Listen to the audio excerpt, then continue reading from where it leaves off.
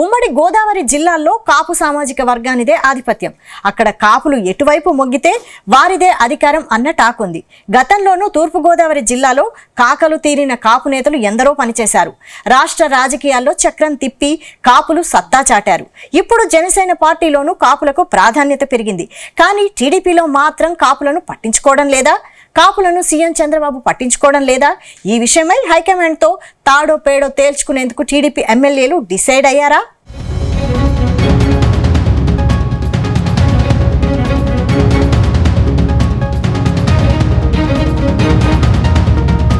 ఉమ్మడి తూర్పు గోదావరిలో 19 అసెంబ్లీ స్థానాలు ఉన్నాయి. ఇందులో రంపచోడవరం ఎస్టీ, అమలాపురం, పి గన్నవరం, రాజోలు ఎస్సీలకు రిజర్వ్ అయ్యాయి. ఇక మిగిలిన జనరల్ కేటగిరీలో 15 అసెంబ్లీ స్థానాలు ఉన్నాయి. ఇందులో పెద్దాపురం, ప్రత్తిపాడు, జగ్గంపేట, కొత్తపేట నియోజకవర్గాల నుంచి టీడీపీకి చెందిన కాపు సామాజిక వర్గ నిమ్మకాయల చినరాజప్ప, వరపుల సత్యప్రభ, జ్యోతుల నెహ్రూ, బండారు సత్యానందరావు ప్రాతినిధ్యం వహిస్తున్నారు. ఇక జనసేన నుంచి పిఠాపురంలో పవన్ కళ్యాణ్, కాకినాడ రూరల్లో పంతం నానాజీ, రాజానగరంలో భక్తుల బలరామకృష్ణ, రాజమండ్రి రూరల్ నుంచి కందుల దుర్గేష్ ఉన్నారు. ఇక వీరిలో పవన్ కళ్యాణ్ ఉప ముఖ్యమంత్రి. మిగిలినవి పరిశీలిస్తే ముమ్మడివరం టీడీపీ నుంచి క్షత్రియ, రామచంద్రాపురం బీసీ శెట్టి బలిజ, మండపేట కమ్మ, రాజమండ్రి సిటీ వెలమ, కాకినాడ టీడీపీకి చెందినటువంటి మత్స్యకార సామాజిక వర్గ ఎమ్మెల్యే కొండబాబు, తుని నుంచి యాదవ సామాజిక వర్గానికి చెందిన ఎమ్మెల్యే యనమల దివ్య, అనపర్తి బీజేపీకి చెందినటువంటి రెడ్డి సామాజిక వర్గ నల్లమిల్లి రామకృష్ణారెడ్డి ఉన్నారు. ఇక కాకినాడ నుంచి కాపు నేత సానా సతీష్, రాజ్యసభ సభ్యునిగా ఎమ్మెల్సీగా పేరాబత్తుల రాజశేఖర్ ఉన్నారు.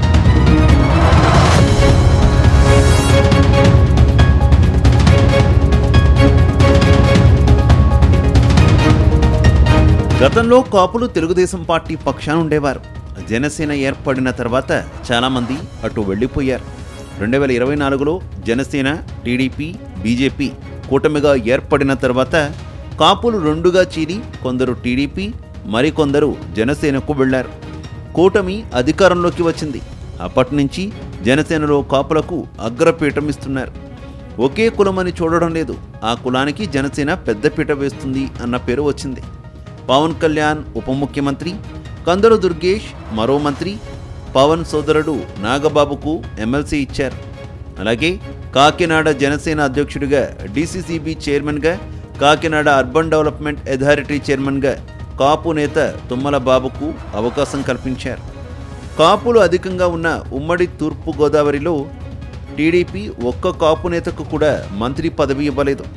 జనసేనలో కాపులు ఏ పని అడిగినా చేసి పెడుతున్నారు అన్న పేరు ఉంది. దీంతో టీడీపీలో ఉన్న కాపులు తాము కూరలో కరివేపాకులా మారిపోయామని బాధపడుతున్నారు.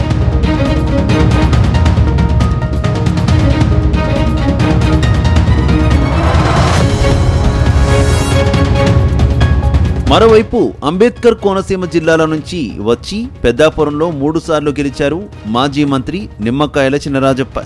గతంలో ఒకసారి ఉప ముఖ్యమంత్రి, హోంమంత్రిగా పనిచేశారు. ఆ తర్వాత ఆయనకు ప్రాధాన్యత లేదు. కాకలు తీరిన రాజకీయ యోధుడిగా గుర్తింపు ఉన్న జగ్గంపేట ఎమ్మెల్యే జ్యోతుల నెహ్రూ ఎప్పటినుంచో మంత్రి పదవి ఆశిస్తున్నారు. కేవలం టీటీడీ ట్రస్ట్ బోర్డు మెంబర్ మాత్రమే ఇచ్చారు.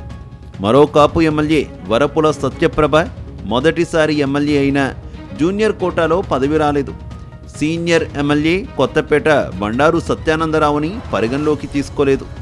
వీరుగాక నామినేటెడ్ పదవుల కోసం కాపు నాయకులు ఎమ్మెల్యే సీట్లు ఆశించి జనసేనకు వదిలేసిన వారు చకోరా పక్షుల్లా ఎదురు చూస్తున్నారు. కానీ ఎవరికీ అవకాశం కల్పించలేదు. జనసేన కాపులకు ఇస్తున్న ప్రాధాన్యత టీడీపీలో కాపులకు దక్కడం లేదు అన్న బాధ వారిలో వ్యక్తమవుతోంది.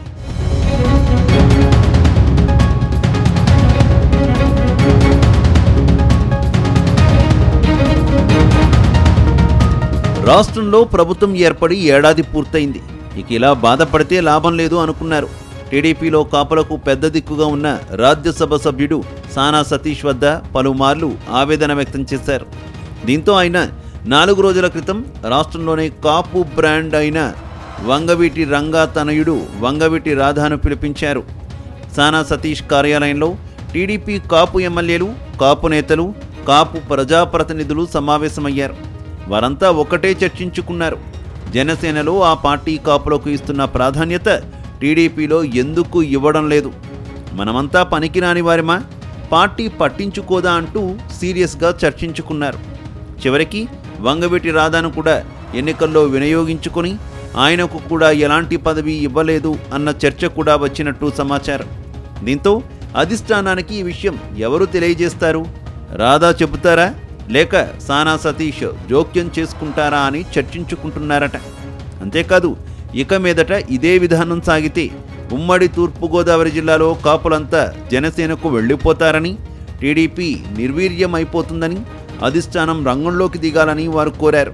ఆ విషయం అధిష్టానానికి తెలియాలని అందరూ కలిసి బాబును కలవాలని డిసైడ్ అయినట్టు తెలుస్తోంది.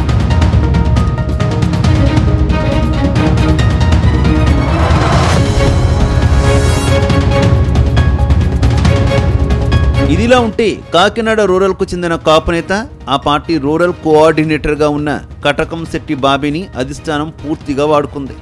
ఇప్పుడు ఆయన్ను పూర్తిగా పక్కన పెట్టేసింది. అక్కడ మరో సామాజిక వర్గాన్ని తీసుకొస్తుంది. కాకినాడ సిటీలో కూడా ఇదే పరిస్థితి ఉంది. కాపులను పక్కన పెట్టేస్తున్నారు. పార్టీ కోసం కులాన్ని, సొంత నిధులను, వ్యాపారాలను వదులుకొని పనిచేస్తే చివరికి మిగిలేది ఇదా అన్న బాధ వారు వ్యక్తం చేస్తున్నారు. మొత్తం మీద కాపు నేతల సమావేశంపై సీఎం చంద్రబాబు ఎలా స్పందిస్తారు? టీడీపీలో కాపులకు గుర్తింపు దక్కుతుందా, లేదంటే వీరు కూడా జనసేన పంచన చేరుతారా అనేది తెలియాలంటే మరికొద్ది రోజులు ఆగాల్సిందే.